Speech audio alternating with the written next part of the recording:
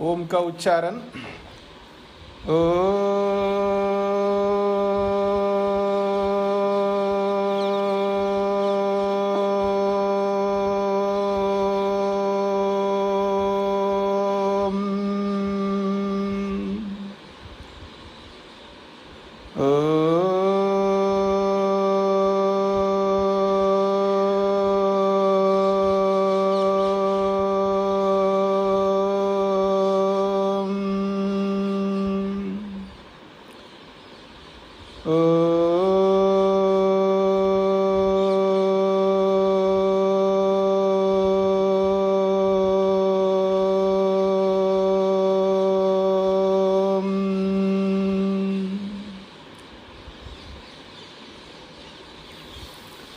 वेदांत दर्शन के प्रथम अध्याय के तीसरे पाद के 33 सूत्र पूरे हुए।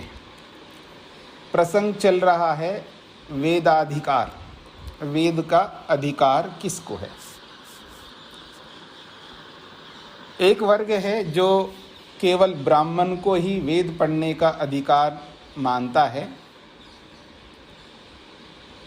और हम सब ये मानते हैं प्रत्येक व्यक्ति को, मनुष्य मात्र को वेद पढ़ने का, सभी विद्याओं को प्राप्त करने का, सभी प्रकार के कर्मों को करने का अधिकार है। और साक्षात वेद भी कहता है, इथे माम वाचम कल्याणी मा वदानि जनेभ्य। ये मंत्र में सभी वर्ग के लोगों को बोला है, अर्थात जो ब्राह्मण पुत्र हो, क्षत्रिय पुत्र हो, वैश्य पुत्र हो या शूद्र पुत्र हो। ये जो मंत्र ने स्पष्ट किया है ना, यहाँ पर ब्रह्मराजन्याभ्याम शूद्राय चार्याय च स्वाय चारणाय, ये अलग अलग वर्ग के लोगों को कहा है। यहाँ शूद्र के लिए भी वेद का अधिकार का मतलब है कौन शूद्र? जो शूद्र का पुत्र है। जो ब्राह्मण के लिए भी वेद का अधिकार कौन ब्राह्मण? वो ब्राह्मण पुत्र है। ब्राह्मण पुत्र हो, क्षत्रिय पुत्र हो, वैश्य पुत्र हो, शूद्र पुत्र हो, और चारण का पुत्र हो, स्वाय का पुत्र हो या चारण का पुत्र हो, कोई भी हो।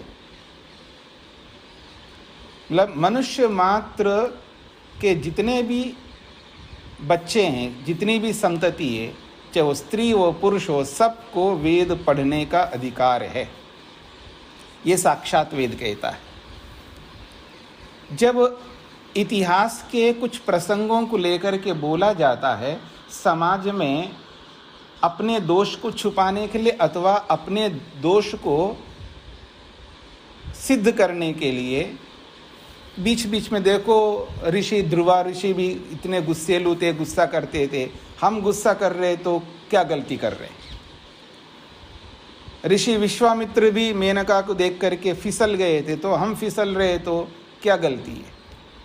ऐसे इतिहास के बहुत सारे उदाहरणों को लेकर के जब ये प्रस्तुत किया जाता है, तो व्यक्ति जो बीच के लोग होते हैं, बीच के लोग का अर्थ है जिनके सिद्धांत क्लियर नहीं है, स्पष्ट नहीं है, जिनको रास्ता नहीं मिला है, किस वे में, किस रास्ते में हमको जाना है, जिनको अभी रास्ता तय नहीं हुआ है, ऐसे लोग कंफ्यूज हो जाते हैं, भ्रमित हो जाते हैं। और हम जैसे लोग ही उनको भ्रमित करने लगते हैं, और दूसरे को भ्रम में डालने का बहुत बड़ा दोष हमें भी लगेगा। यदि हम अपने आप को क्लियर नहीं रखते, याद रखना, मेरी बात को समझने का प्रयत्न करना, यदि हम अपने आप को क्लियर नहीं रखते, साफ नहीं रखते हैं, तो हमारे कारण से भी बहुत सारे लोग भ्रमित हो जाएंगे। इसलिए हमें बहुत कुछ सोच करके चलना पड़ता है। जैसे हम लोग बोलते ना, समाज को भी देख के चलना पड़ेगा। हम अपनी संतति को भी यही कहते हैं, देखो समाज में रहते तो समाज को लेकर के चलना होगा। ये सारी बातें चलती हैं। तो इस दृष्टिकोण से हम सबको ये भी समझना है कि समाज को ध्यान में रखते हुए हमारा भी एक बहुत बड़ा उत्तरदायित्व है, एक रिस्पॉन्सिबिलिटी है कि हमें अपने आप को स्पष्ट रखना चाहिए।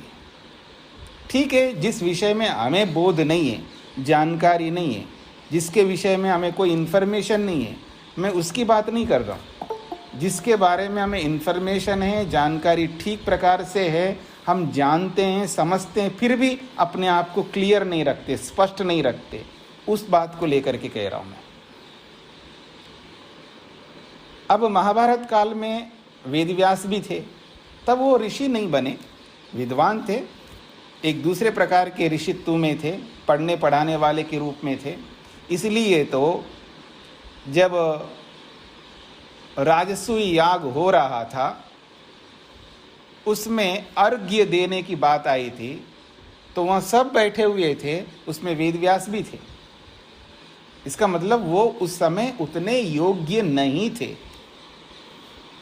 अगर वो ऋषि मंत्र दृष्टा होते, समाधिस्थ व्यक्ति होते, तो वेदव्यास को ही अर्घ्य दिया जाता। लेकिन उस समय सर्वाधिक योग्य उस समय योगीराज श्री कृष्ण थे। बाद में वेदव्यास महान बने, वो एक अलग बात है। मैं आपको उदाहरण देता हूँ, समझने का प्रयत्न करना। आप में से जिन्होंने महर्षि स्वामी दयानंद के जीवन को पढ़े हों, आपको समझ में आएगा। वो गुरु विरजानंद जी के पास जाने से पहले सन्यासी तो थे ही है। गुरु विरजानंद जी के पास जाने से पहले वो कितने भटकते रहे। कभी शैव मत को अपनाया, कभी वैष्णव मत को अपनाया, कभी किसी मत को अपनाया, कभी किसी को स्वीकार किया। कितने मतांतरों को उन्होंने स्वीकार किया। पर वो पढ़े लिखे थे, याद रखना इस बात को। समय नहीं पढ़े थे ऐसा नहीं, वो वेद भी पढ़े, घर से ही वेद पढ़ के आए, सामवेद को। उनके चाचा जी ने बहुत सारे शास्त्र पढ़ाए हैं, ऐसा नहीं कि उनको नहीं पता था। लेकिन होता नहीं है ना, हर व्यक्ति एकदम वैराग्यवान, एकदम तत्वबोध हो जाए, व्यक्ति को एकदम समाधि लगे, जन्म जन्मांतर लगते हैं समझने में। तो गुरु विरजानंद जी के पास जाने से पहले भी वो भी भटकते रहे। अब जब ऋषित्व को प्राप्त करने से पहले के किसी बात को लेकर के हम उद्धरण दे दे, देखो ऋषि दयानंद भी भांग पीते थे या ये करते थे, ऐसे बहुत लोग बोलते हैं। अरे भाई, थे, पहले के जीवन को क्यों बता रहे हो आप? ऋषि बनने के बाद के जीवन को बताइए। मतलब विश्वामित्र अगर मेनका को देख करके फिसल गए थे, आप तो गृहस्थ में बैठे हैं, आप भी नहीं फिसलते हैं। अब एक आदमी फिसल रहा है, इसका मतलब वो किस स्थिति में था आप समझ सकते हैं ना। वो ऋषि मंत्रद्रष्टा बनने के बाद फिसल गए थे क्या? इसके लिए सिद्धांतों को जानना जरूरी है। अगर किसी ने मंत्रद्रष्टा बना है, ईश्वर का दर्शन किया है, फिर ऋषि बना है, फिर गुस्सा करते थे क्या? इसका मतलब शास्त्र का बोध यानी इन्फॉर्मेशन ना होने पर हम कितने भ्रमित हो सकते हैं, इसका दिग्दर्शन मैं आपके सामने रख रहा हूं। इसलिए ऐसे भ्रमित नहीं होना और अपने आप को स्पष्ट करना है। और अपने आप को स्पष्ट करने का एक ही माध्यम है, स्वाध्याय, शास्त्रों को पढ़ना, और कोई रास्ता नहीं है। उचित क्या है, अनुचित क्या है, इस बात को समझने के लिए हमें शास्त्र पढ़ना होगा। हम एक दूसरे किस किस का सहारा लेते रहेंगे, किस किस की बातों में आकर के उलझते रहेंगे। जब हमारे सामने वेद हैं, वेदानुकूल शास्त्र हैं, तो पढ़ो ना, मेहनत करो, उद्यम करो, शास्त्रों को पढ़ो, समय निकालो, अपने आप को इतना काबिल करो ताकि स्वयं निर्णय ले सके। भगवान ने हमें मनुष्य बनाया है, हमें बहुत अच्छी बुद्धि दी है और बहुत सारे साधन हमें दिए हैं परमात्मा ने। उन साधनों का उपयोग करना है और तपस्या करनी है और मोह को छोड़ना है, कुछ अटैचमेंट को छोड़ना है और शास्त्रों को पढ़ना है। क्योंकि शास्त्रों को पढ़ने में सबसे ज़्यादा अड़चन जो है ना, तपस्या ना करना एक बहुत बड़ा कारण है। शास्त्रों को न पढ़ने के पीछे जो अटैचमेंट्स हैं ना, रोकते हैं हमको, वो हमको रोकने पड़ेंगे। और जो कर्तव्यों के पूरे होने के बाद भी घर पे बैठे रहने के जो स्वार्थ है ना, उनको रोकना पड़ेगा। याद रखना मेरी बात को। शास्त्रों को बिना पढ़े हम कैसे निर्णय करेंगे? हम कब तक किसी के उंगली पकड़ करके चलते रहेंगे? हमें अपने आप चलना सीखना है, और उसका एक ही माध्यम है शास्त्र पढ़ना। इंफॉर्मेशन गेन करो, जानकारी प्राप्त करो, उस जानकारी को समझो और फिर उसको व्यवहार में उतारो, तो हम बहुत आगे बढ़ सकते हैं।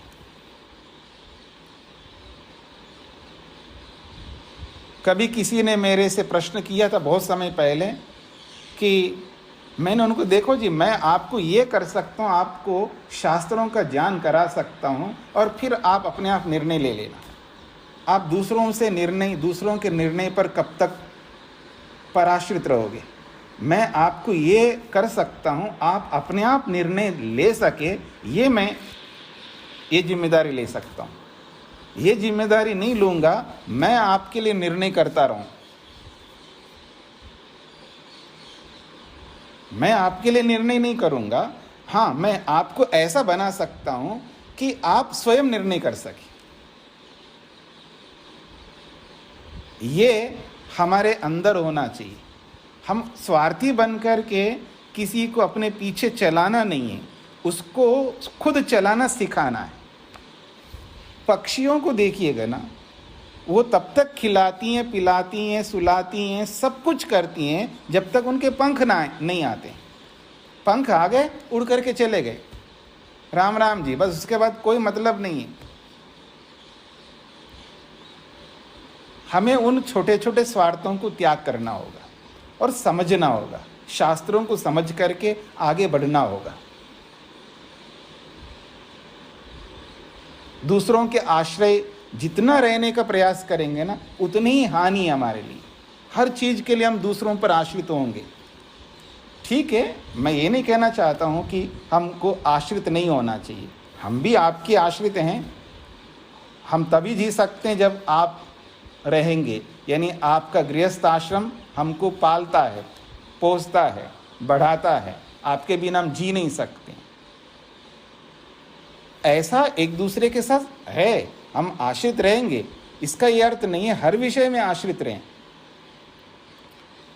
जो मेरा विषय नहीं है वो आपका है, तो उसके आश्रित हम रहेंगे, और जो आपका विषय नहीं है और वो हमारा विषय है, तो आप हमारे आश्रित होंगे। इसमें तो कोई आपत्ति नहीं है, लेकिन हर विषय में आश्रित नहीं होना चाहिए। जहाँ स्वयं कर सकते हैं, जहाँ स्वयं अपने अंदर सामर्थ्य उत्पन्न कर सकते हैं, जहाँ अपनी योग्यता को बढ़ा सकते हैं, जहाँ हम अपने आप चल सकते हैं, वहाँ हमें वो प्रयास करना होगा और छोटे मोटे स्वार्थों को छोड़ना होगा, त्याग करना होगा,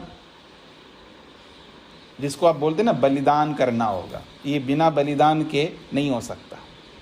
बलिदान का मतलब है प्राण छोड़ने का बलिदान नहीं है। यहाँ ये छोटे मोटे जो स्वार्थ हमने बना के रखे हैं, अपने दिमाग में रखे हैं, उनको त्याग करना होगा, ये बलिदान करना होगा। तो दो बातें हमारे सामने हैं कि ऋषि दो प्रकार के होते हैं। एक वेदादि शास्त्रों को पढ़ने पढ़ाने वालों को भी ऋषि कहते हैं, और एक मंत्र दृष्टा जिन्होंने समाधि प्राप्त की है, जिन्होंने अपनी अविद्या को हटाया है। अविद्या को हटाने पर ही उनको वैराग्य हुआ और समाधि लगी है। वो प्रकार के ऋषि होते हैं जो गलतियां नहीं कर सकते, क्योंकि उनके पास अविद्या नहीं है। ये दो बातें हैं। दूसरी बात, यहाँ जब कभी भी ये बोला जाता है कि ब्राह्मण, क्षत्रिय, वैश्य, शूद्र, ये गुण और कर्मों के आधार पर है, ये जन्म से बिल्कुल नहीं। शूद्र को ये अधिकार नहीं है, इसका अर्थ ये लेना है कि जिसको पढ़ाने पर भी नहीं पढ़ पाया है, जिसको अवसर देने पर भी अवसर का लाभ नहीं उठा पाया, अब वो पढ़ नहीं लिख सकता, अब उसका हो गया, अब वो नहीं कर सकता, उसको बहुत अवसर दे चुके हैं, इसलिए अब उसका एक ही काम है, उसकी सेवा करना है। बस ब्राह्मण, क्षत्रिय, वैश्यों की सेवा करना है, इसलिए उसको शूद्र कहते हैं, क्योंकि उसके गुण कर्म उसी प्रकार के हैं। पर उसके पुत्र को शूद्र नहीं कह सकते, उसको शूद्र पुत्र कह सकते हैं, उसको शूद्र नहीं कह सकते, अर्थात वो उसको वर्ण नहीं मिला है, वो शूद्र पुत्र है। इसलिए ब्राह्मण का पुत्र हो, शूद्र का पुत्र हो, दोनों एक साथ पढ़ते थे पहले। हाँ, जो आजकल के जो कॉन्वेंट स्कूल्स या जिस प्रकार से बड़े बड़े स्कूल्स है ना, लाखों रुपए लेते हैं और उसमें तो पढ़ ही नहीं सकते वो बच्चे, और किसी कारण से एक कोटा भी रहता है ना कि इतना % लोगों को भी, गरीब बच्चों को आपको देना है, वो दे तो देंगे लेकिन उनके साथ नहीं चल सकते। वो क्यों नहीं चल सकते? उनको वैसा परिवेश ही नहीं दिया जाता है। वो तो वहां पढ़ करके घर जाएगा तो घर में कैसे कर पाएगा वो?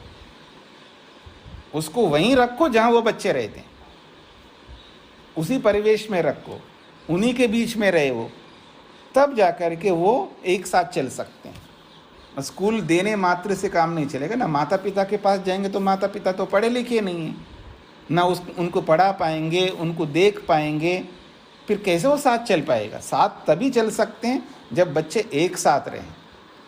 जो आजकल हॉस्टल्स, बोर्डिंग स्कूल्स जैसे चलते हैं ना, उस तरह का अगर वो रहें, यानी उनके लिए बोर्डिंग स्कूल बनाओ, फिर उनको वहीं रखो, उनका हर प्रकार की व्यवस्था करो, फिर एक साथ चल सकते। उसके बाद भी वो नहीं पढ़ सकते तो हम क्या कर सकते? कुछ नहीं कर सकते।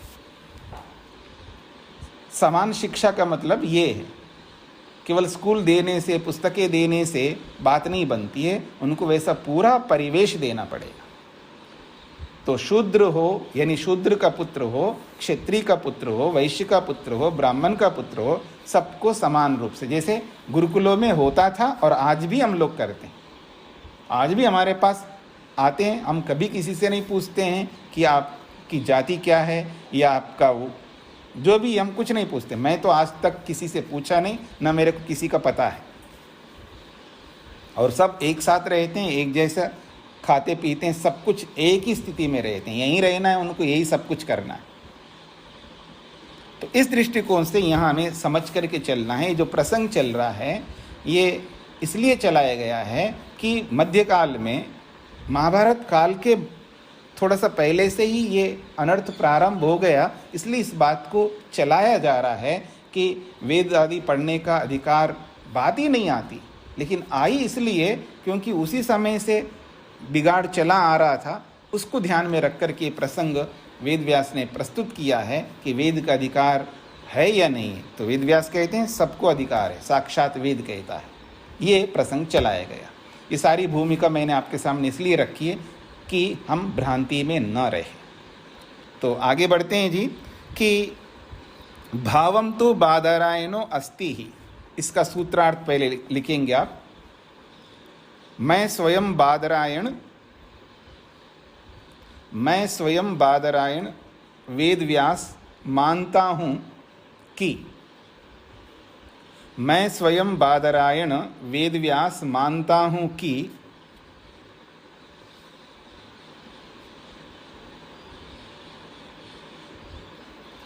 मैं स्वयं बादरायण वेद व्यास मानता हूँ कि मनुष्य मात्र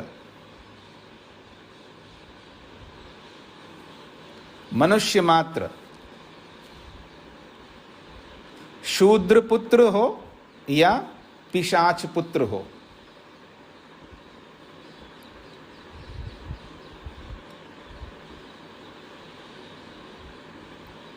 मैं स्वयं बादरायण वेद व्यास मानता हूं कि मनुष्य मात्र शूद्र पुत्र हो या पिशाच पुत्र हो,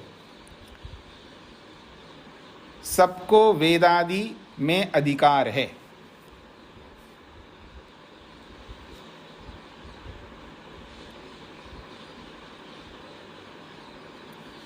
सबको वेदादि में अधिकार है।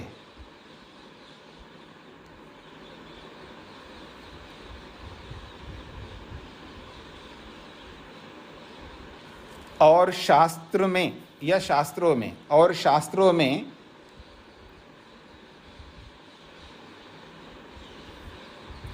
शास्त्रों में शूद्र पुत्र का अधिकार स्पष्ट दिखाया गया है।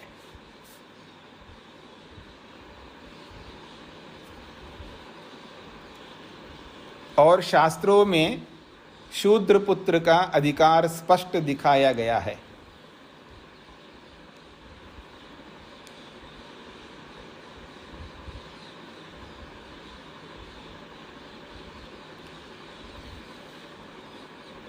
एक बार फिर दोहराता हूं, मैं स्वयं बादरायण वेदव्यास मानता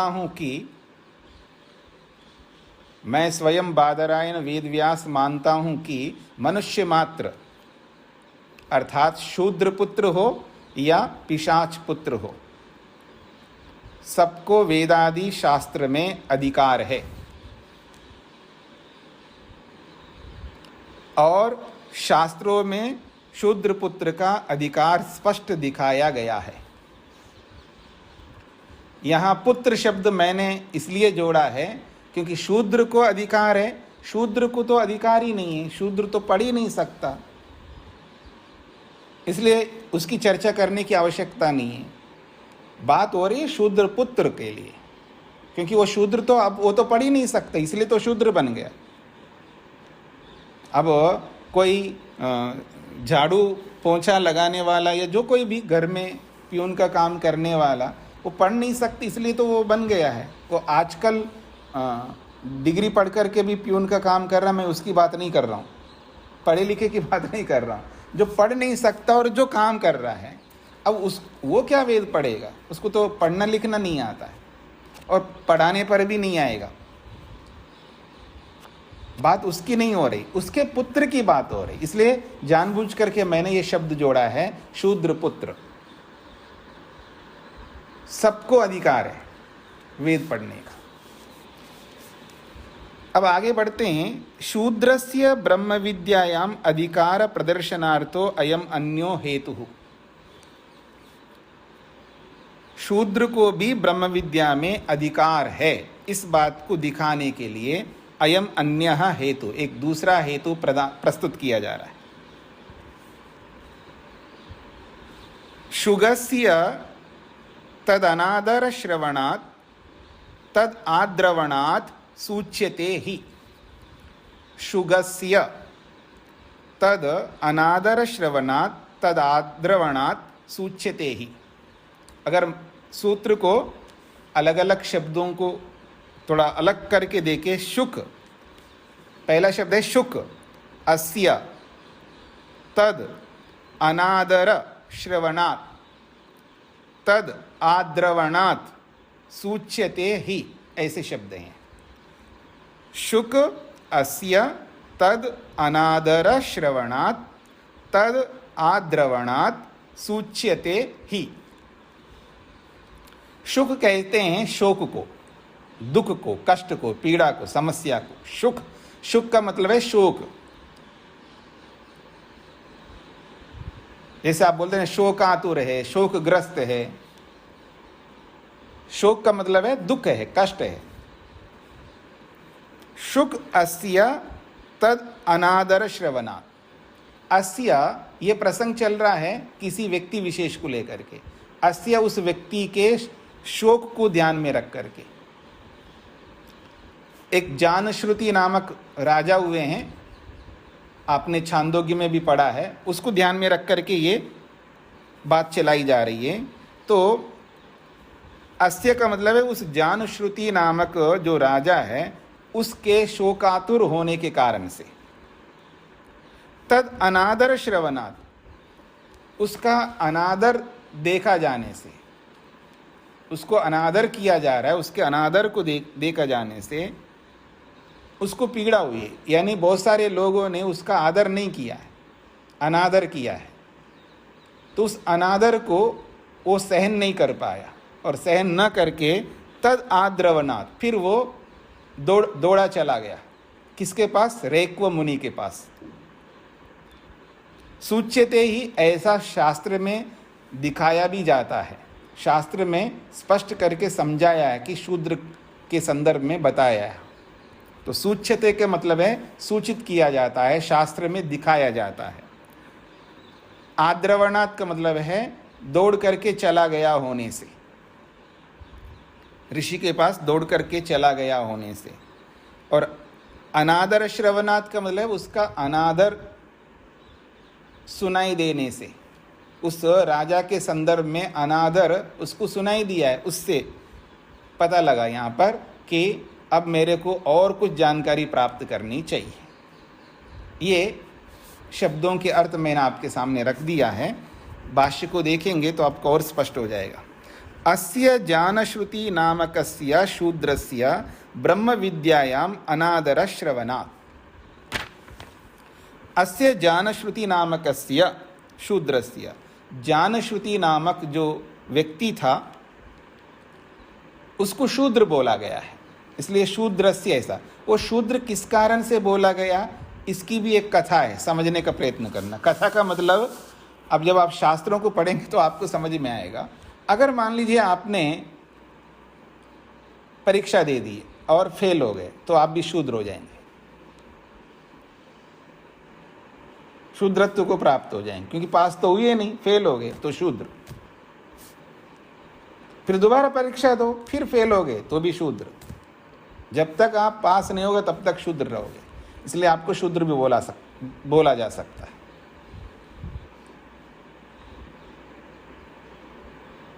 तो शूद्र शब्द थोड़ा व्यापक है, रूढ़ी तो है। शूद्र का मतलब है जो 4 वर्णों में जो सेवा करने वाला होता है, त्रैवर्णिक 3 वर्णों की जो सेवा करता है, ब्राह्मण क्षत्रिय वैश्य की जो सेवा करता है उसको शूद्र कहते हैं, यानी सेवक को शूद्र कहते हैं।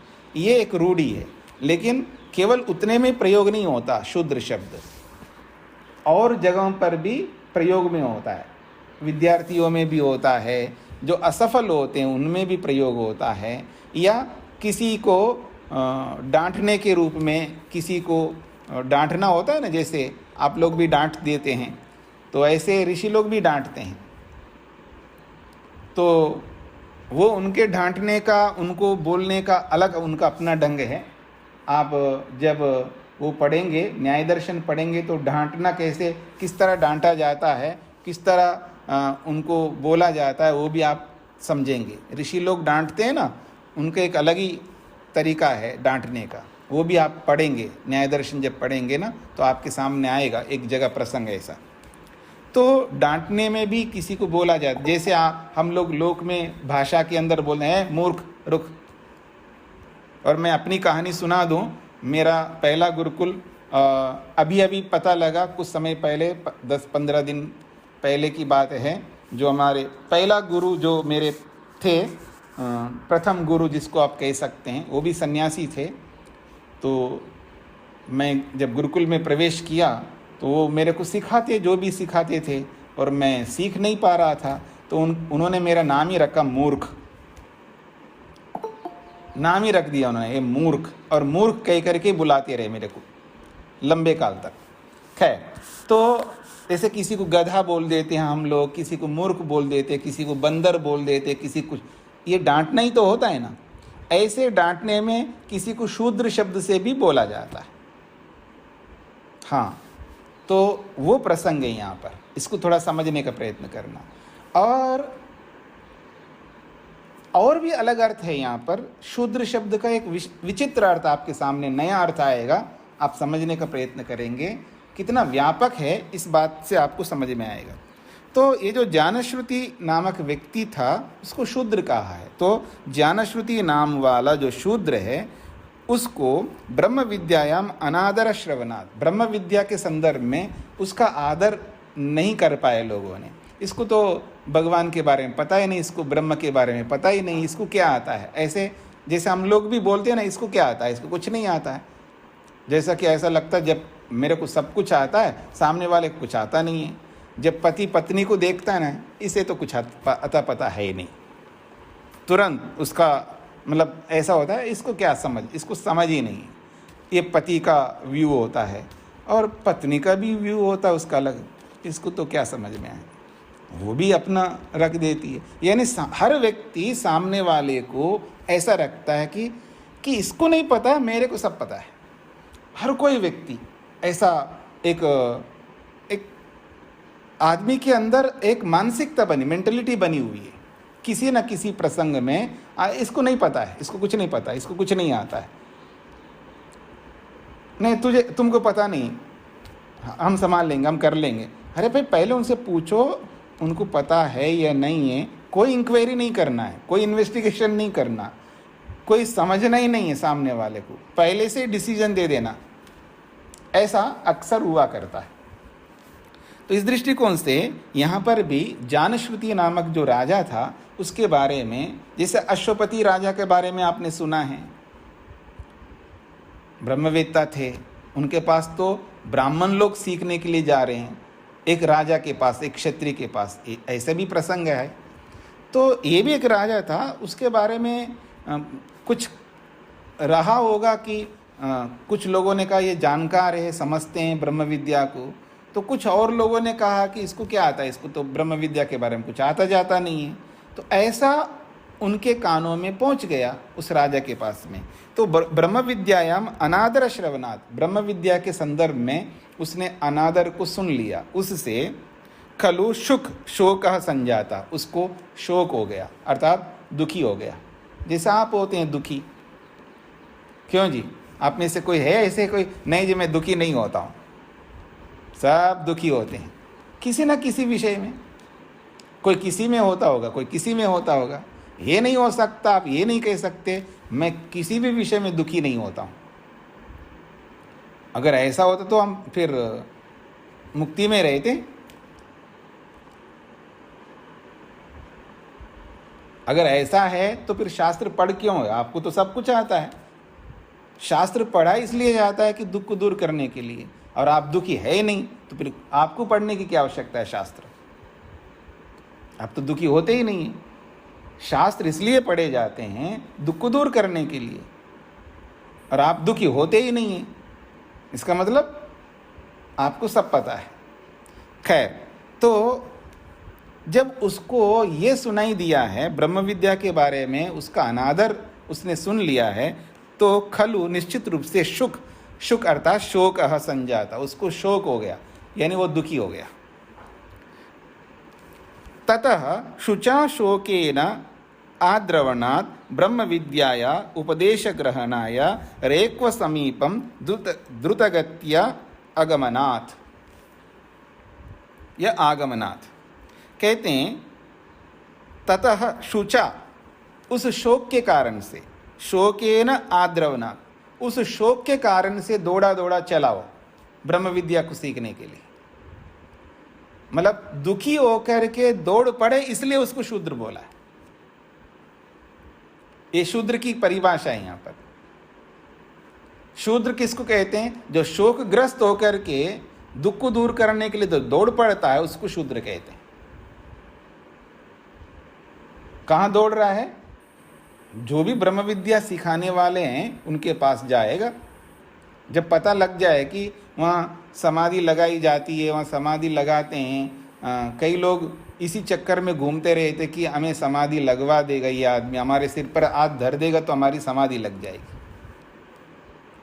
और कोई कोई ये भी समझता है कि शक्तिपात करवाना, हमें भी शक्तिपात करवाई हमने भी। पता हमने इसलिए नहीं करवाया कि हमको कुछ मिलेगा, हमने इसलिए करवाया है कि ये करते क्या है लोग, समझ रहे हैं ना? शक्तिपात में करते क्या है लोग, अब समझना है तो हम लोग कई जगह हम गए, आपको आश्चर्य होगा। एक बहुत बड़े संत है, नाम नहीं लूँगा, हम गए उनके पास में, उनके एक किट होता है, वो सब खरीदा हमने। मतलब उनका फ़ोटो होता है, उसमें नारियल होता है, माला होती है, पता नहीं क्या क्या होता है, वो सारा किट खरीद के, सफ़ेद कपड़े में थे, हमको कौन पहचानता, हम गए वहाँ चले गए और जा कर के हम भी उनके खरीद करके उनके सत्संग में बैठे हैं कि ये गुरु मंत्र क्या देते हैं। ऐसे बहुत सारी चीज़ें की है हमने अलग अलग जगहों पर जा कर के। और एक जगह ऐसे भी गए हैं जहाँ पर शक्तिपात किया जाता है। उस जमाने में भी हमने 25,000 रुपये दिए, याद रखना। हाँ, पता नहीं कहाँ से इकट्ठा किया होगा, तो 25,000 दे करके हमने शक्तिपात करवाई। ठीक है जी, अंधेरे कमरे में बिठा दिया हमको और पता नहीं क्या कर दिया, वही जाने। खैर, अब तो क्या बताऊंगा आपको, कुछ नहीं होता है, एक केवल एक आडंबर है, और हमने साक्षात देखा है वो करते क्या हैं। कुछ नहीं होता है, पर ठीक है, मेंटलिटी बनी हुई रहती है आदमी के अंदर, और कुछ ना कुछ ओम क्रीम क्लीम क्लीम ऐसा कुछ बोलते रहते हैं और सिर पर हाथ रखते रहते हैं बीच बीच में, फिर ओम क्लीम क्लीम क्लीम ऐसा कुछ मंत्र बोलते रहते हैं, उठपटांग के मंत्र, और बोल करके ऐसा सिर पर हाथ रखते रहते हैं। अंधेरा होता है तो कुछ दिखता भी नहीं है, बस यही दिखता है, वो मंत्र बोल रहे होते, सिर पर हाथ रख रहे होते, थोड़ा दबा रहे होते हैं, इतना ही होता है। यही शक्तिपात है। और पता नहीं कौन सी शक्ति हम पर आई, कोई शक्ति आई नहीं, हम तो वेट कर रहे तो कोई शक्ति तो आई नहीं है, जैसे कि तैसे रहे हम लोग। हम इसलिए नहीं करवाए कि वास्तव में शक्ति मिलती है, ये करवाते क्या है ये भी तो समझना है ना। इसके लिए गए हम लोग, जानने के लिए गए, वो करवाते क्या ताकि किसी को बता सके हम लोग होता क्या है। तो ऐसे पता नहीं बहुत सारे मत पंथ संप्रदायों में जहाँ तक जा सकते हम लोग गए हैं। तो ऐसे ही ये शोकग्रस्त होकर के ब्रह्म विद्या सीखने के लिए दौड़ पड़े जी। जो शोकग्रस्त होकर के दुखी होकर के ब्रह्म विद्या को सीखने के लिए जो चल पड़ता है उसको भी शूद्र बोला जाता है। याद रखना, ये मैं नहीं बोल रहा हूँ, ये शास्त्र बोल रहा है। देखिएगा, शुकस्य तद अनादर श्रवणात् तद आद्रवणात् सूच्यते ही शूद्र, इसलिए उसको शूद्र बोला जाता है। ये सूत्र कह रहा है, ये महर्षि वेदव्यास लिख रहे हैं, इसी की व्याख्या चल रही है। ततः सुचा शोकेन आद्रवणात्, तथा उससे दुखी होकर के, सुचा अर्थात शोकेन शोकग्रस्त होकर के, आद्रवणात् दौड़ा चला गया होने से, किसके लिए दौड़ करके गए वो? ब्रह्म विद्याया उपदेश ग्रहणाया, ब्रह्म विद्या के उपदेश को लेने के लिए। कहाँ गया? रेक्व समीपम, रेक्व मुनि के पास वो द्रुतगत्या आगमनात्, द्रुतगत्या यानी बहुत तेजी के साथ, क्योंकि जब व्यक्ति दुखी होता है तो सब कुछ छोड़ करके भाग जाता है व्यक्ति। तो ऐसे ही द्रुत गति से, वो तीव्र गति से, तीव्र आवेग से, संवेग से वो रेक्व मुनि के पास पहुंच गए। तो दुखी होकर के ब्रह्म विद्या को सीखने के लिए दौड़ पड़े, इसलिए उसको शूद्र बोला। ज्ञाप्यते ही यत् स जानश्रुति शुचा द्रवणात् शूद्रो अस्ति। ज्ञाप्यते ही ये बताया जाता है कि सह जानश्रुति, वो जानश्रुति नामक जो राजा था, शुचा द्रवणात् शोक से दौड़ कर जाने के कारण से शूद्र अस्ति, इसलिए वो शूद्र है। सुचा द्रवणात्, सुचि, सुचा का मतलब है दुख से दौड़ने से, दुख के कारण से दौड़ने से शूद्र अस्ति, वो शूद्र है। तम शूद्रम संतम, उस शूद्र होते हुए उस व्यक्ति को रेक्वः ब्रह्म विद्याम उपदिदेश इति, उस शूद्र को देख करके, तम शूद्रम संतम, वास्तव में ये शोकग्रस्त होकर के मेरे पास आया है, ऐसा वो पहचान करके रेक्व मुनि जो है ब्रह्म विद्याम उपदिदेश, उसको ब्रह्म विद्या का उपदेश दिया। इति हेतु, इस हेतु से भी ये पता लगता है कि शूद्रस्यापि ब्रह्म विद्यायाम अधिकार, तो शूद्र को भी ब्रह्म विद्या का अधिकार है। जाति जन्म से शूद्र है या गुण कर्मों से शूद्र है, इस बात को भुला दो कुछ देर के लिए। अगर आप किसी को शूद्र भी बोलो तो ऐसे शूद्र के लिए भी ब्रह्म विद्या का अधिकार है। ये एक नई बात बताई जा रही। जो शूद्र पुत्र है उसके लिए तो ब्रह्म विद्या का अधिकार, वेद का अधिकार तो है। जो भी शूद्र पुत्र है या किसी भी मनुष्य का पुत्र है, उसको वेद विद्या का, ब्रह्म विद्या का अधिकार तो है ही है। लेकिन ये एक अलग प्रसंग दिखा रहा जा रहा, अगर आप किसी को शूद्र भी बोलते हो, ऐसे शूद्र के लिए भी ब्रह्म विद्या का अधिकार शास्त्र स्वयं कह रहा है, आप कैसे निषेध कर सकते हो? किस कारण से वो शूद्र है वो छोड़ दीजिएगा, पर अगर उसको शूद्र बोल करके भी ब्रह्म विद्या को उपदेश दिया जा रहा है, इसका मतलब क्या है? शूद्र को ब्रह्म विद्या, क्या वेद विद्या, सब विद्याओं का अधिकार है, ये सिद्ध होता ही है। तो आप कौन होते हो निषेध करने वाले? आप निषेध नहीं कर सकते। और आदि शंकर ने भी इन सूत्रों की इसी तरह व्याख्या की है, वो अधिकार सबको दिखाया। और आज के शंकराचार्य कहते हैं स्त्री को अधिकार नहीं है वेद पढ़ने का। आज के शंकराचार्य कहते हैं, कोई कोई कह सकता होगा, मेरे को नहीं पता है कि आप सब पढ़ सकते, वो समाज को ध्यान में रख कर के, वही वाली बात है ना, स्टेज पर एक मर्द आदमी जो है ना, स्त्री का बहुत गुणगान करता है, यत्र नार्यस्तु पूज्यन्ते रमन्ते तत्र देवता, ऐसे गुणगान करेगा और घर पे जाकर के ही वो फिर उसका उल्टा करेगा। स्टेज पर मर्द आदमी जो बड़ी बड़ी बात कर सकता है स्त्री को लेकर के, माता को लेकर के, लेकिन वही जब घर पे जाएगा वही दबाने वाला होता है। मैं सबकी बात नहीं कह रहा हूँ, पर अक्सर ऐसा होता है। तो अगर आपको ऐसा लगता है कि शूद्र को अधिकार नहीं है, साक्षात वेद व्यास कह रहे हैं शूद्र को भी अधिकार है। अब वो शूद्र किस प्रकार का शूद्र हो आप जानो। तो इसलिए कहा जा रहा है शूद्रस्य अपि ब्रह्म विद्यायाम अधिकार इति तत्र उपनिषदि जानश्रुतिम शूद्र इति संबोध्य रेको ब्रह्म विद्याम उपदिष्टवान ही। तत्र उपनिषदि, उस छांदोग्य उपनिषद में जानश्रुतिम, जानश्रुति नामक व्यक्ति को शूद्र इति संबोध्य, उसको शूद्र ऐसा संबोधित करके रेक्व मुनि जो है ब्रह्म विद्याम उपदिष्टवान, ब्रह्म विद्या का उपदेश दिया है। अब दिखा रहे हैं कैसे दिया हुआ। ज्ञान श्रुतिर्ह पौत्रायण श्रद्धादेयो बहुदायी बहुपाक्य आसा। कितने अच्छे अच्छे विशेषण दिया जा रहा है, देखिएगा, समझने का प्रयत्न करना। आपने वहाँ पर भी छांदोग्य में इसको पढ़ा है। ज्ञान श्रुति ही, एक ज्ञान श्रुति नामक व्यक्ति था और वो कैसा था, पौत्रायण, एक विशेषण दिया पौत्रायण, ऐसा वो व्यक्ति था जो कि उसका नाम दिया है पौत्रायण। पौत्रायण उसको कहते जिसका परदादा भी जीवित हो, जिसका परदादा भी जीवित हो, ऐसे व्यक्ति को पौत्रायण कहते हैं।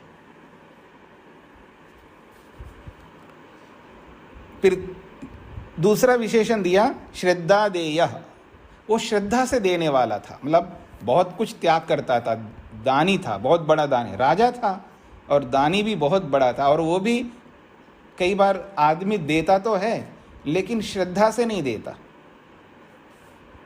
कई बार अहंकार से देता है, कई बार दिखावे के लिए देता है, बहुत सारे कारण होते हैं देने के, लेकिन वो श्रद्धा से देने वाला था। तो श्रद्धा देया, वो श्रद्धा से देने वाला था। और एक बात है, वो थोड़ा मोड़ा नहीं देने वाला था, बहुदायी, तीसरा विशेषण दिया बहुदायी, बहुत अधिक देने वाला था। मतलब एक प्रकार से लुटाता था, एक प्रकार से मोटी भाषा में बोलूं तो बहुदायी, बहुत अधिक देने वाला था, सामर्थ्य से अधिक देने वाला था। और इतना ही नहीं, एक और विशेषण दिया बहुपाक्य। बहुपाक्य का मतलब है बहुत अधिक पका करके खिलाने वाला था, यानी बहुत बड़ा भंडारा चलाने वाला था, राहगीरों के लिए, साधु संतों के लिए, विद्यार्थियों के लिए, बहुत सारे जो आज भी कई लोग आप में से भी भंडारा चलाते हैं ना, आप में से भी बीच बीच में भंडारे के लिए हमें देते रहते पैसा, हमारे विद्यार्थियों के लिए ये खिला देना वो खिला देना, देते रहते हैं। आप में से भी कई लोग हैं, मैं नाम तो अभी नहीं लूँगा, लेकिन वो बीच बीच में देते रहते, पैसे देते रहते, जी हमारी ओर से भंडारा ब्रह्मचारियों के लिए करवाइएगा, अच्छी बात है। तो वो बहुदायी बहुपाक्य, बहुत अधिक पका करके, बहुत अधिक पकाने वाला था, यानी बहुत अधिक पकवान बना करके साधु संत, जो भी ब्रह्मचारी, वानप्रस्थी, सन्यासी या राहगीर, जो कोई भी व्यक्ति जिसके पास खाना पीना नहीं होता है, ऐसे लोगों के लिए बहुत अधिक पका करके खिलाने वाला था, इसलिए उसका नाम ही पड़ गया बहुपाक्य। कितने अच्छे उसके विशेषण दिए। पौत्रायण, ये भी बहुत बड़ी बात है, परदादा में जीवित हो। हमने अपने दादा को ही नहीं देखा, परदादा को तो कहाँ से देख पाएंगे। तो ऐसा आदमी था जो पौत्रायण था। ये भी एक बहुत बड़ा सौभाग्य व्यक्ति का कि परदादा भी जीवित था। दूसरी बात श्रद्धा देया, बहुत श्रद्धा से देने वाला था, कितनी विनम्रता थी उसके अंदर। और बहुदायी, बहुत अधिक देने वाला था। और बहुपाक्य, केवल देता ही नहीं था, बनवा करके भी खिलाने वाला था, बहुत अधिक। ऐसा वो राजा आसह थे। और उनके पास गए तो उन्होंने मना कर दिया, मैं आपको उपदेश नहीं करूँगा। पुनः एव, फिर दोबारा गया। पुनः एव का मतलब है फिर दोबारा गए। ज्ञानश्रुति पौत्रायण सहस्रम गवाम निष्कम अश्वतरी रथम दुहितरम तद आदाय प्रतिचक्र में। जब दोबारा जब वो गए तो उन्होंने क्या किया है, सहस्रम गवाम, 1000 गायों को साथ लेके गए देने के लिए, और निष्कम, निष्कम कहते हैं सोने को, सोने के असरबियाँ होते थे उस समय, तो सोना भी लेके गया, और साथ में अश्वतरी रथम, अश्वतरी रथम कहते हैं जो खच्चर होता है ना, खच्चर से जुती हुई रथ, खच्चर से जुता हुआ रथ, उसको लेके गए, और साथ में अपनी बेटी को भी साथ में लेके गए, दुहितरम अपनी बेटी को, तद आदा, इन सब को लेकर के प्रतिचक्र में वहाँ पहुँच गए रेको मुनि के पास। अब ये सब देख करके अब ऋषि भी अब क्या करे, भाई ब्रह्म विद्या सीखने के लिए ये सब क्या कर रहे हो, गायों को ला रहे हो ये और ऊपर से बेटी को भी ले आए हो आप।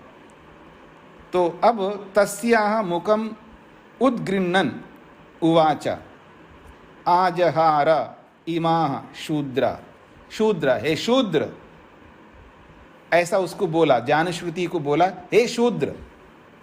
अब शूद्र बोला क्यों, दुखी होकर के आए हो ब्रह्म विद्या को सीखने के लिए, इसलिए आप शूद्र हो, इसलिए कहा हे शूद्र, तस्या मुखम उदगृह्णन्, उसकी बेटी के मुख को ऊपर उठा करके उवाच बोला है, आजहार इमाह, ये जितने भी सोना और गाय ये सब लेके आए हो, और अनेन एव मुखेन आलापयिष्यथा, अब अपनी बेटी के मुख से आप ब्रह्म विद्या सीखने के लिए आप मेरे को मजबूर करोगे, अनेन मुखेन, अब इसके मुख को देखकर, यानी आपकी बेटी को देख करके फिर मेरे को क्या करना पड़ेगा।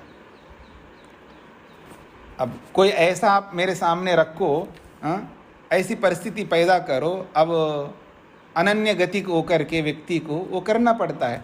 तो तुमने बेटी को ला करके मेरे सामने बिठा दिया, अब उसके मुख को देख करके, अर्थात उसको देख करके अब मैं मना कैसे कर सकूँगा। तो कह रहे हैं अनेन एव मुखेन आलापयिष्यथा, अब इसके मुख के माध्यम, अर्थात बेटी के माध्यम से मेरे से कहलवाएगा, ब्रह्म विद्या को कहलवाएगा इति, ऐसा ये प्रसंग है। तो इसका सार ये है कि वो पहले गए तो उन्होंने मना कर दिया, जब दोबारा गए तो केवल नहीं गए, साथ में प्रलोभन भी साथ में लेके गए। प्रलोभन होता है ना, प्रलोभन, तो 1000 गाय, सोना और साथ में बेटी को भी लेके गए, ताकि उसके मुख को देख करके, अर्थात बेटी को देख करके पिघल जाए, इस उद्देश्य से भी वो उनको लेके गया। तो फिर वो ऋषि ने देखा भाई इसके अंदर बहुत उत्कंठा है सीखने की, पता तो लगाते हैं ना, इसलिए उसके विशेषण भी दिए हैं कि वो पौत्रायन भी था, श्रद्धा से देने वाला था, बहुत अधिक दानी था, और बहुत अधिक लोगों को खिलाने वाला था। तो ये सारी बातों को देख करके फिर उनको समझ में आ गया कि ये वास्तव में योग्य व्यक्ति है, इसको ब्रह्म विद्या देनी चाहिए, तब उन्होंने दे दिया उनको। ये प्रसंग है, तो उनको शूद्र कह करके पुकारा है। अत्र शूद्रस्य ब्रह्म विद्याम अधिकारो अस्ति इति सिद्धमेव, यहाँ पर शूद्र को ब्रह्म विद्या देने का अधिकार तो सिद्ध हो ही रहा है। अगर आप वो शूद्र किस कारण से हो वो एक अलग बात है, लेकिन कोई भी शूद्र हो, आखिर शास्त्र कह रहा है ना शूद्र को भी ब्रह्म विद्या में अधिकार है, ये कहना चाहते हैं। तथा अत्र इदमपि स्पष्टते यद एते शूद्रादयो वर्णशब्दा गुणवाचका न तो जातिवाचका।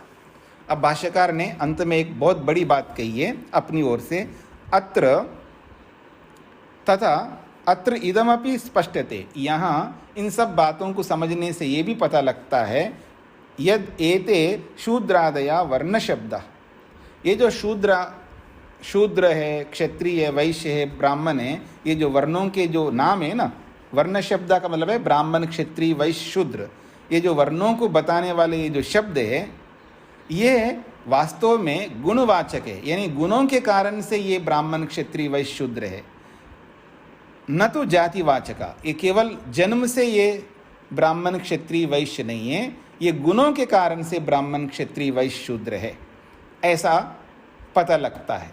अब कहने से बात नहीं बनेगी ना, उसका प्रमाण दे रहे हैं, बहुत ठोस प्रमाण दिया जा रहा है।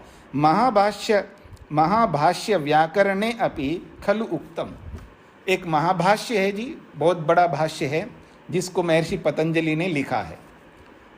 आपने नाम सुना है अष्टाध्यायी, पाणिनीय अष्टाध्यायी।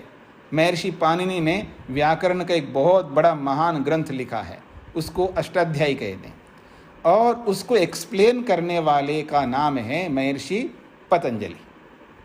उसको क्या व्याख्या करके समझाया उन्होंने। तो महर्षि पतंजलि ने उस अष्टाध्यायी की एक बहुत महान व्याख्या की है। उस व्याख्या को पढ़ने में महर्षि स्वामी दयानंद को 3 साल लगे। मेरी बात को समझ लीजिएगा। उस अष्टाध्यायी के भाष्य को, जिस भाष्य को महर्षि पतंजलि ने लिखा है, उसको पढ़ने में महर्षि स्वामी दयानंद को, जो पहले से पढ़ रखे थे व्याकरण ये वो सब पढ़ रखे थे, फिर भी दोबारा पढ़े वहाँ पर, और उनको भी 3 साल लगे दोबारा पढ़ने में। तो उस महाभाष्य को यहाँ पर लेकर के बोला जा रहा है महाभाष्य व्याकरण। व्याकरण का जो महाभाष्य है उसमें भी ये बात कही है, क्या? सर्वे एते शब्द गुण समुदायेषु वर्तन्ते। ये जितने भी शब्द हैं ये गुणों को बताने के लिए हैं। कौन है वो शब्द? ब्राह्मणः, क्षत्रियो, वैश्यः, शूद्रः। ये अष्टाध्यायी के अंतर्गत लिखा है, महर्षि पतंजलि ने लिखा है। वो कहते हैं ब्राह्मण, क्षत्रिय, वैश्य और शूद्र ये गुणों को बताने के लिए हैं, जाति को बताने के लिए नहीं है, जन्म को बताने के लिए नहीं है। गुण समुदायेषु वर्तन्ते, अर्थात गुणों को बताने के लिए हैं। अगर किसी व्यक्ति में वो गुण दिखाई देते हैं विद्या पढ़ने पढ़ाने के, तो वो ब्राह्मण है। अगर व्यवस्था, प्रशासनिक व्यवस्था करने की योग्यता है और करता हुआ दिखाई दे, तो वो क्षत्रिय है। अभाव को दूर करने के लिए, और वो अभाव चाहे अन्न का अभाव हो चाहे अर्थ का अभाव हो, इस अभाव को दूर करने की व्यवस्था जो भी करे वो वैश्य है। और इन तीनों की सेवा, हर प्रकार का काम, जो काम आप बताओ करने के लिए तैयार जो व्यक्ति रहता है, यानी आदेश पाकर के जो काम करता है, हमेशा मेरी बात को समझने का प्रयत्न करना। स्वयं आदेश नहीं देता, दूसरों के आदेश को पाकर के ही काम करने की योग्यता जिसमें है उसको शूद्र कहते हैं। वो किसी भी विभाग में हो सकता है, वो सेना के विभाग में भी हो सकता है, वो पुलिस विभाग में हो सकता है, वो आपके किसी भी विभाग में हो सकता है, अलग अलग विभाग है। उस केवल आदेश का पालन करता है, खुद आदेश नहीं दे सकता है, तो उसको शूद्र कहते हैं। बड़ा व्यापक शब्द है ये शूद्र। तो ये ब्राह्मण, क्षत्रिय, वैश्य, शूद्र जो है ये गुणों के कारण से हैं, जन्म से नहीं है। ये स्वयं साक्षात महर्षि पतंजलि भी लिखते हैं और बाकी सारे शास्त्र बोलते ही हैं। इसलिए आप भी अपने नामों के पीछे जो लगा के रखते हैं और उसका आग्रह रखते हैं, वो आग्रह आप लोग भी छोड़ दें, तो बहुत कल्याण होगा हमारा समाज का। तो सूत्रार्थ लिखिएगा।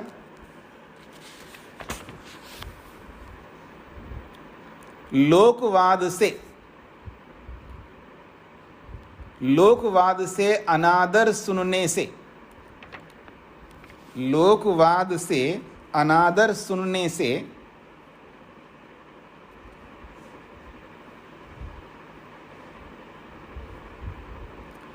लोकवाद से अनादर सुनने से अथवा उसे शोक प्राप्त होने से, अथवा उसे शोक प्राप्त होने से, अथवा उसे शोक प्राप्त होने से, या शोक के कारण रेक्व मुनि के पास दौड़ा आने से, या शोक के कारण रेक्व मुनि के पास दौड़ा आने से, या शोक के कारण रेक्व मुनि के पास दौड़ा आने से जानश्रुति को शूद्र कहा गया है। जानश्रुति को शूद्र कहा है या कहा गया है। एक बार फिर दोहराता हूँ, लोकवाद से, लोकवाद का मतलब लोक में जैसे लोग बोलते रहते ना निंदा के रूप में किसी न किसी, लोकवाद से अनादर सुनने से अथवा उसे शोक प्राप्त होने से या शोक के कारण रेक्व मुनि के पास दौड़ा आने से जान श्रुति को शूद्र कहा गया है।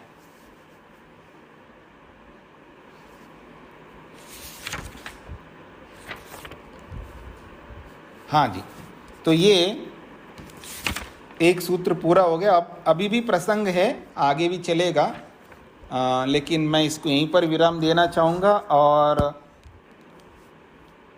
कई लोग चाहते हैं अवकाश, क्योंकि अब आपका क्या कहते हैं, आपकी दीपावली है परसों। इस दृष्टिकोण से क्लास में भी काफ़ी लोग नहीं आ रहे हैं, इसी दीपावली के कार्यों के अंदर लग गए होंगे, घर आदि की शुद्धि आदि लोगों से जो भी कई लोगों को होता है। तो हम लोग अवकाश रखते हैं। पिछली बार भी हमने अवकाश 5 दिन का रखा था, लेकिन इस बार 4 दिन का रखते हैं, ज़्यादा क्यों अवकाश रखा जाए। तो कल से लेकर के शनिवार तक, रविवार वैसे ही छुट्टी होती है, तो 3, 4, 5, 6 4 दिन की छुट्टी रखते हैं। वैसे आपको 5 दिन की मिल जाएगी रविवार सहित। तो रख दें जी कल से अवकाश,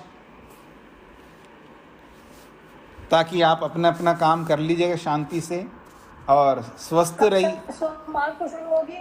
हाँ जी, हाँ जी, सोमवार से फिर प्रारंभ होगी कक्षा, सोमवार यानी 8 तारीख से।